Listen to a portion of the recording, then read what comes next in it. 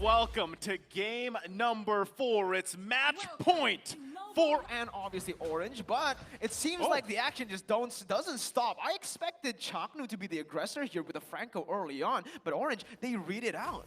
Yeah, that's uncommon, right? To see the Franco kind of pushed out here. So he's just going to make his way, actually looking probably for a early play in the bottom lane to see if he can get something here. But going to be their win condition. All right, well, we're jumping back into the game. They've hopefully got things figured out here. So far, a minute in, I would say it's pretty safe on both sides. Yep. Well, let's take a look again at this matchup because we mentioned this in the second game, I believe. Yeah, with the carry Beatrix matchup, you usually just see the Beatrix winning out in lane based on that kill pressure, right? The poke that he has. But look at this, Chaknu. There you go. That's what we expected from Chaknu on the Franco. These aggressive hooks. And this time, Orange actually not too aggressive into the enemy jungle, knowing that Akai clears pretty fast, kind of tanky, pretty hard to kill in that early stage of the game. Yeah, Omega recognizes that these early stages are going to be very important for them to take control of. The same thing can be said for Orange. They know they have to be careful not to get caught out by Chaknu, and I'm very interested personally to see how well Ballman jungle will perform on the MSC stage. Yeah, I mean, we've seen it before, right, in other MPL regions and everything, and it usually can work out. Again, it's a little bit safer, right? But you always kind of have that surprise factor as well. And then he has the jungle emblem that could work out. So they're already going to force the flicker out here from Chaknu. Renzio now tried to help too. The turtle should be up in just about a second. And we'll see which team actually decides to give it a go. It's actually Orange who has the power spike here. Min doesn't really have the fatal links just yet, but Born already going in for the Falling Star Moon there, and it's going to be a fight. Yeah, Renzio's in trouble as he's going to be focused on. Turtle still going to be going back and forth. He finds a hook here. Born's in trouble. There you go. First blood going over to Chaknu. Meanwhile, Turtle's going to be secured here by Omega. So they find a kill. It's a 1-for-1. I don't think that's too bad of a trade for either team, though. Orange Esports only end up losing Born, and they did force out the heavy spin from Omega to do it. But here, Man gets caught. Yeah, this is what Omega likes to do with the Franco. They get that early aggression and they use it to just scale it to max. The thing is, right now, Chaknu has been the one who has secured both of the kills they have. And yes, that might be a problem here, right? Because they're not getting their carries, the gold. Yeah, I mean, in best case scenario, you give it to the carries, right? But at the same time, like Chaknu, if he has 2 early kills, you know, what's he going to do, right? Maybe he'll be a little more confident in the plays, especially flickering in later on. Flicker, Bloody Hunt, that could work out in his favor. But so far, Orange Esports, they just have to be careful, again, to avoid those setups, allow themselves to buy time themselves, because, yeah, Min is going to be looking for those Fatal Link setups. Meanwhile, Gary has damage potential there. It could be right now. Gets the Fatal Links off. Valen's trying to pump out the damage. There's the Dawning Light who finds Min. That's going to be an Iron Hook landed as well. Double kill for Kelra. Gary's in trouble now. Triple kill, 1, 2, 3. Just 2 more kills for the Filipino Savage to get that Savage, but this is Omega. Again, when they're pressured, this is when they actually start to perform well, right? Orange Esports, they were trying to do the same thing they did in the previous game, but unfortunately for them, Omega, they have the early game pressure with this Franco, with Kelra on the Beatrix. It doesn't really change much. It's all about that mid lane prio that we mentioned in the keys to victory for Orange, right? What they need to do is control that mid lane just so that Omega can't stall the game out. Now that Omega have the mid control for sure, it's going to be very rough for Orange. Yeah, this is just basically the best start Omega could ask for. Not only do they have 5 kills, 3 of those are on Kelra, and we know how scary the Beatrix gets, but here in the mid lane. Yeah, man, he's not having a good time, right? 2 deaths in the last 4 minutes of the game, as that will actually convert really well for Omega onto another turtle. So Omega, they don't even want to stall, I believe. They just want to take this they want to take this lead, translate it into more in the mid game, and more maybe just end it off in the 13th minute. Yeah, like I said, I asked Sadafa, right? What does Smart Omega have to do for this game? And do they wait for those timers, those Omega timers, or do they just match the aggression and look to end the game as fast as possible?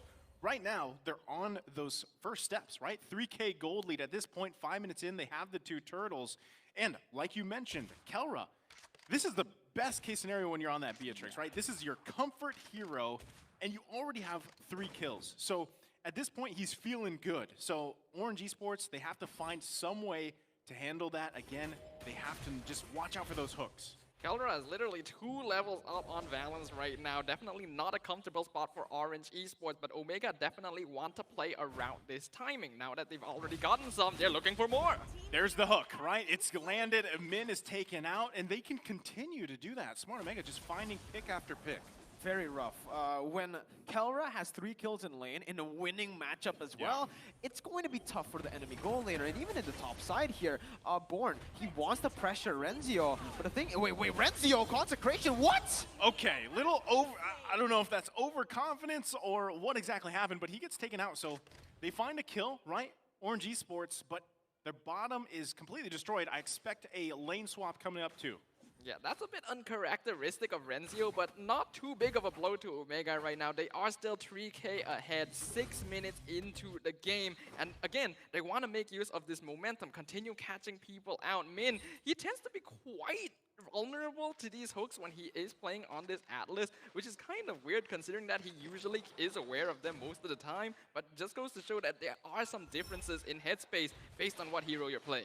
All right, now they find another pick off here. Born is taking out Fatal Links is going to come down. They're trying to return it. They are going to be running here. Smart Omega's in trouble. Renzio falls. Orange Esports finding one. Gary still on the aggression, finds another shutdown. Give him a double before he falls himself. But nice pickup here by Orange Esports. And this gives so much space for Valence to farm up top, right? I was about to say, this was really smart by Omega. The fact that they win the bottom side gold lane, and they translate, they convert over to the mid lane instead of matching the carry up top because of that lacking mid lane pride that Orange has. But again, based on so far the series, Min has been so crucial, and there he is again trying to flip those fights. He gets it, and now Gary, he's back even, I feel like, even might be ahead slightly compared to Ryzen. Yeah, he's a little bit ahead. I mean, Ryzen's got tons of assists, right? But this is good positioning for Gary specifically. Now, Min, he's struggling a little bit, but when he finds those picks, it's, oh my goodness, that's just too much damage from Kelra already. I believe he already has a Malefic Roar too at this point, so he is going to be melting people with just the Wesker alone.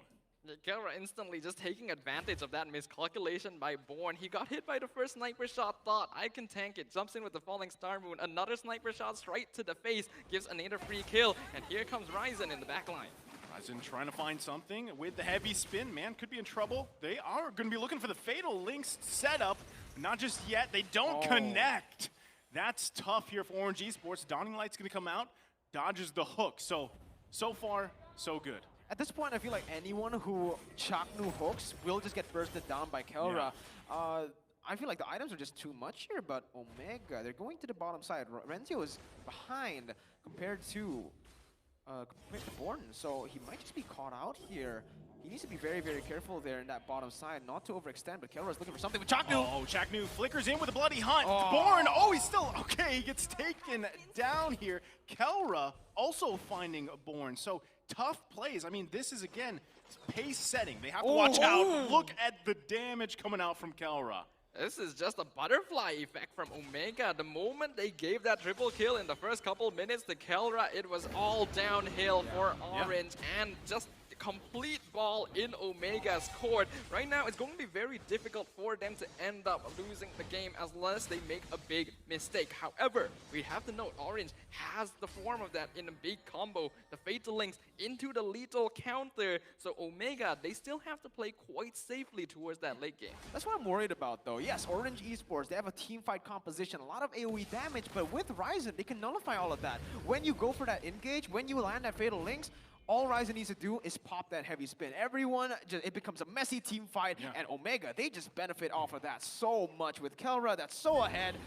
Wow, he just melts down. They didn't even need the retribution there. That's the thing, right? When you're this far ahead, you pretty much have free reign over the objectives, and Orange Esports just has to continue to buy time. Meanwhile, we were talking about in the draft, Smart Omega could buy time, but it's completely flipped here. So they find another turret, and at this point, Smart Omega in the driver's seat.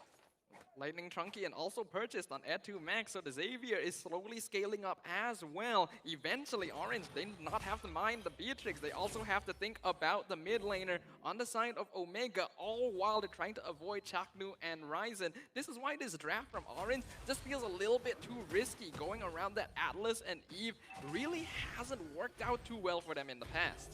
Yeah, they're going to try to defend this bottom side, and honestly, Omega, they're just going to punish this, right? This is why it's just, again, so rough for Orange. When Kelra got that initial triple kill, now he just snowballs. It's just so tough to stop Beatrix from snowballing once he gets that initial gold, because look, he's just zoning everyone with the Brenner. I thought that was gonna hit.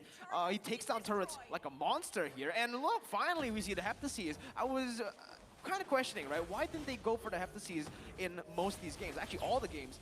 Kelra has actually avoided that item, but now with the snowball going on, that's when it's actually worth it. That's when you get that shock factor from the Wesker, even from the Snipes. Min trying for a desperate play here. Yeah, but this is on Ryzen, right? If he just decides to heavy spin, this is not, I mean, like you said, it's going to cause chaos for that team fight, and that's not what Orange Esports wants.